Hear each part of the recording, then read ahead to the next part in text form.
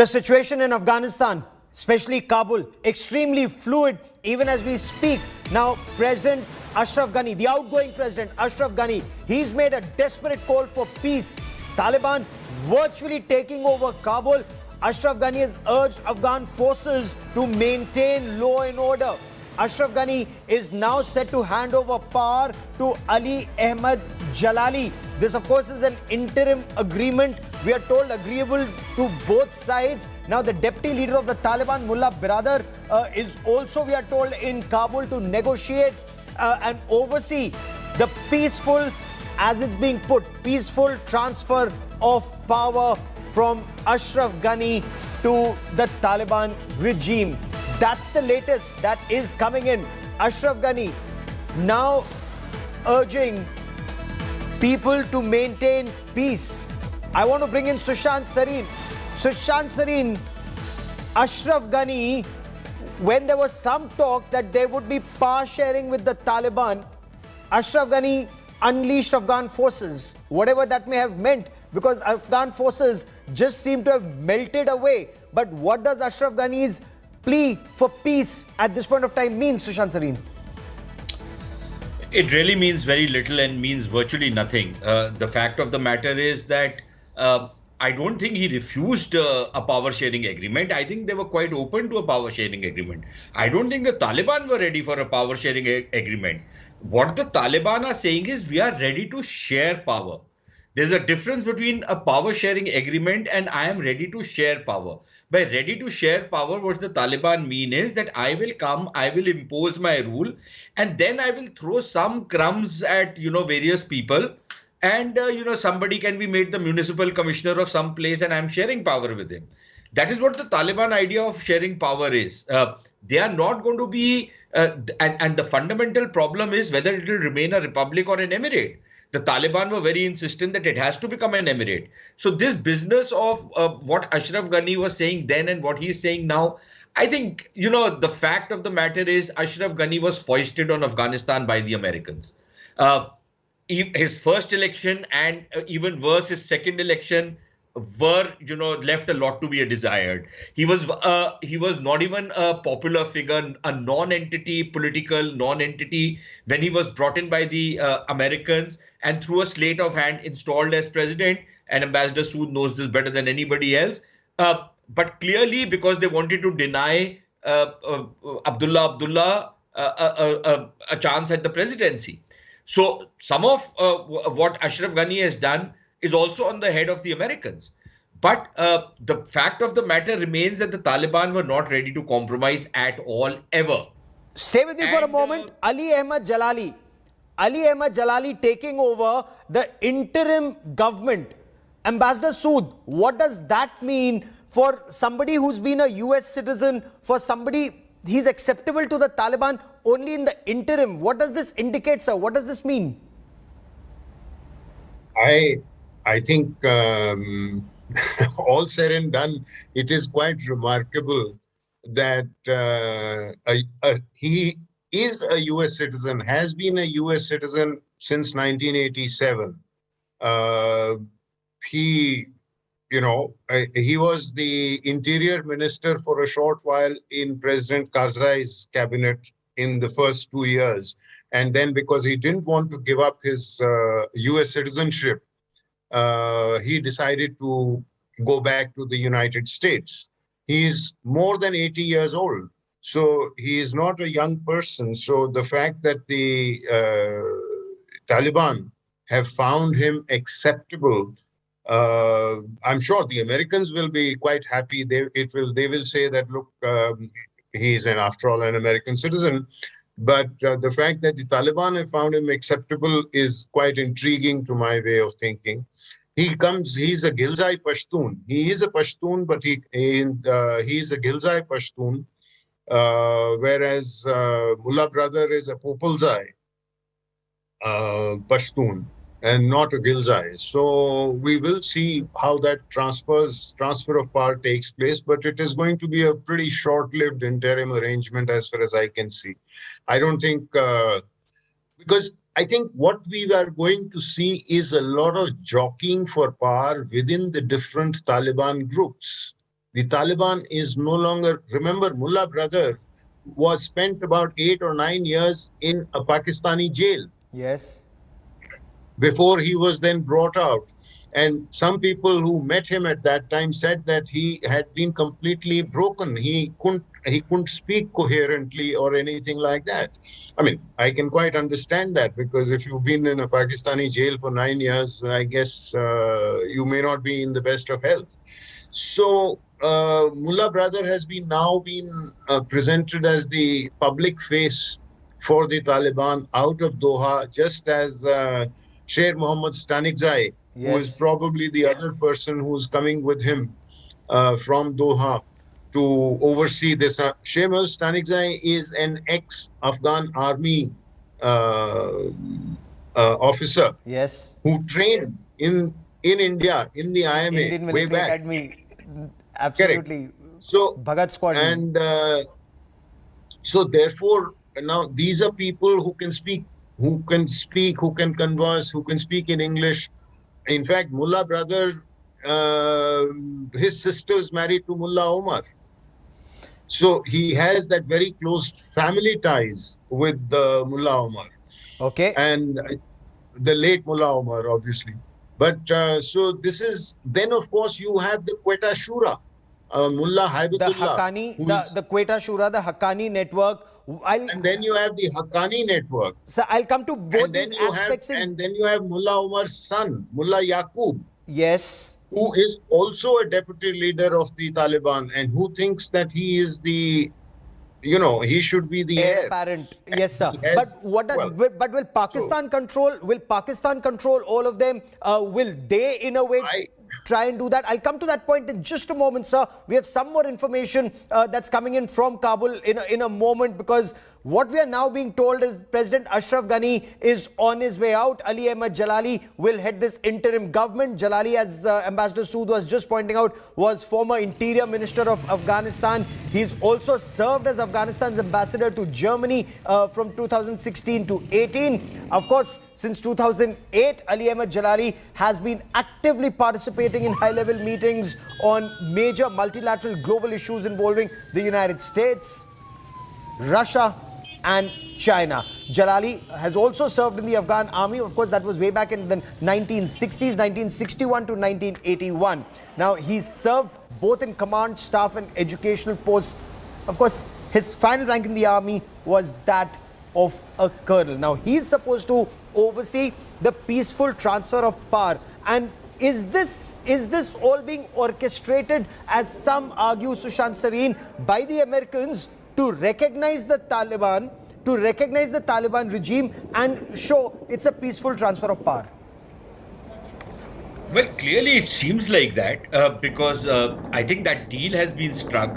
Now, whether the Americans again renege on this deal once everything is settled and done and dusted, that's another matter. But for now, I think I agree with Ambassador Sood that this probably arrangement will last for about a week, maybe 10 days, maybe a month, but certainly not longer than that.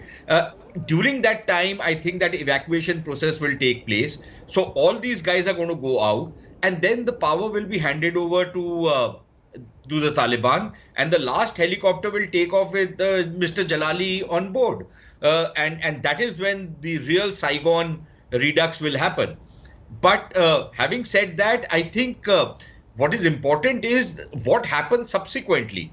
This deal, of course, has been worked out by the Americans, and I think that that element that this will open the doors to recognition, because technically all that has been told to the Taliban is that if you forcibly occupy Kabul, then there is no question of any recognition. Yes. But this is a peaceful transfer of power. Even though we know that this is not a very peaceful transfer of power, this is basically a negotiated surrender and not exactly a political settlement. But I think, you can put whatever topi you want to put on this and sell it.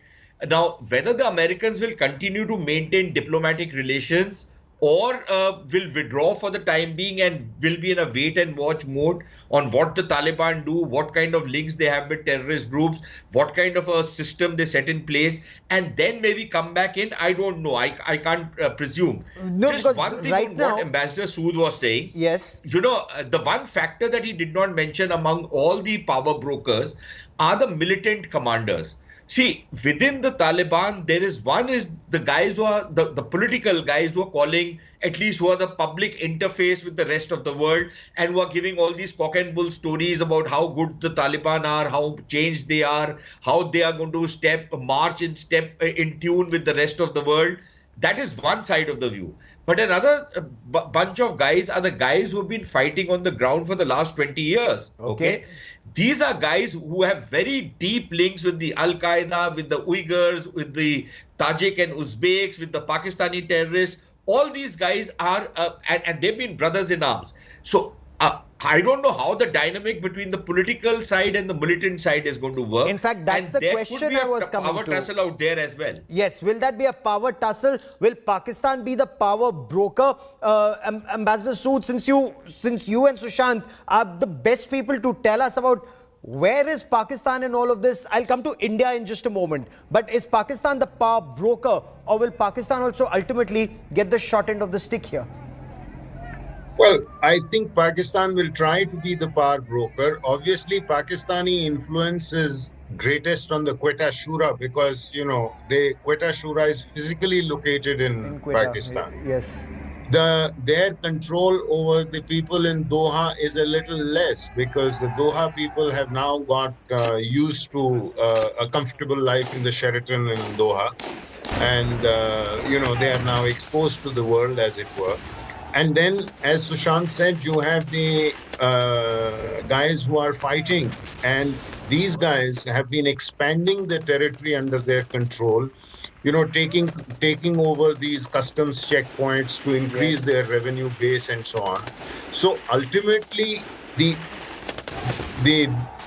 guys are unlikely to be that subservient to the ISI. Okay. Yeah. So, and as Sushant said, and this is something that has been borne out in periodic reports by the UN Sanctions Monitoring Committee as well as by the US authorities, that their links with Al-Qaeda, their links with the other groups remain intact. So clearly, the fact that in some of the eastern belt, Kunar, Nuristan, Nangarhar, Paktia, Paktika, Khost, and so on, we saw there was very little Taliban activity because this is largely seen as a Haqqani network area. This is largely seen as a TTP area. Yes. And, so it just goes to show that there is absolutely no difference whether these guys took over control and then the Taliban claimed that, the government in Nangarhar in Jalalabad has fallen, or the government in Paktia or what does this mean now has fallen for the Indian mission? And first Sushant Sareen and then Ambassador Sood, before I come to those images of Saigon and Kabul 2021 versus 1975, what does this mean for the Indian mission, Sushant Sareen? Should we also be at this stage pulling out? I'm told there's an Air India aircraft on the tarmac in Kabul even as we speak. But what should we be doing? The Americans are pulling out. They've got their heptas in. What should India be doing? Look, I don't know what the government has decided, but I would imagine that the sensible thing to do as of now would be to pull out everybody from the Indian mission, because I'm not sure that anybody can guarantee their safety. This is regardless of at what level any contact was established with the Taliban. Of course, I personally don't take anything the Taliban say or any guarantees which they are giving, general guarantees which they are giving with any degree of seriousness. But also because I think that, if I was a Pakistani, what would I do? I would definitely want to attack an Indian diplomat in Kabul at this point in time when there's so much of chaos, maybe kill a few, because that is something which will drive a very deep wedge between any possible rapprochement anytime in the future between the Taliban and India.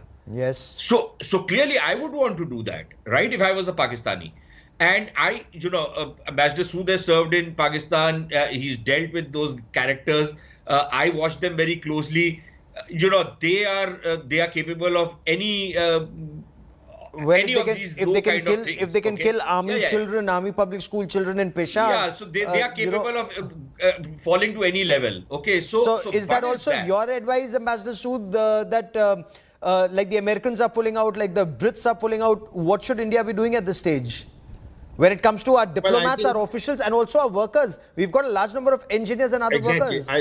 I think what has happened is that while we have evacuated people from Kandahar, Mazar-e-Sharif, etc., the consulates, I think there are still a lot of Indian workers working for international organizations, working, in fact, for other international companies. Yes. They've been recruited out of Dubai and so on.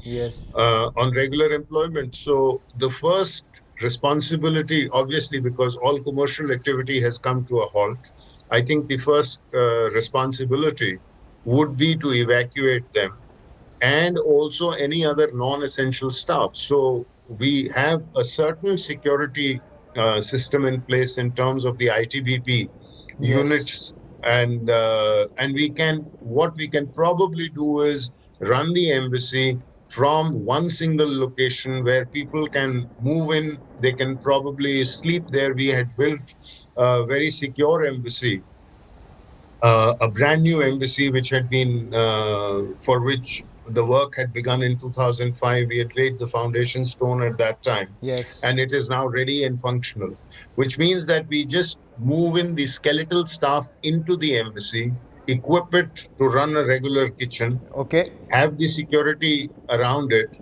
and then monitor the situation. It has communication links. It has. So we adopt, you say, a wait and watch policy at this stage. We can sort of hunker down. We have storage for diesel and things like that. We have our armored vehicles.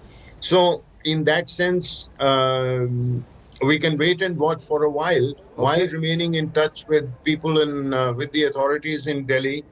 And I'm sure Delhi will be quite responsive to if the situation evolves. And the situation will change. I mean, we'll just have to keep monitoring it.